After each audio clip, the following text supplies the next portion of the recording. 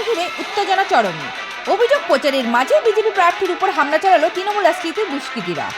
রাজনৈতিক তর্জা এখন তুঙ্গে।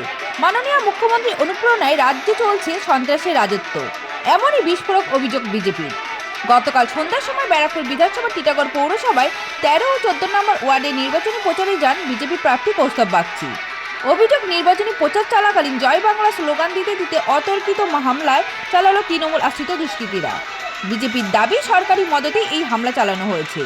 এই ঘটনাকে কেন্দ্র করে এলাকায় উত্তেজনা ছড়িয়েছে। ইতিমধ্যেই মোতায়েন হয়েছে পুলিশ বাহিনী। ভোটের আগে এই ঘটনা রাজ্য রাজনীতিতে নতুন করে চাপানোত্তর বাড়ালো।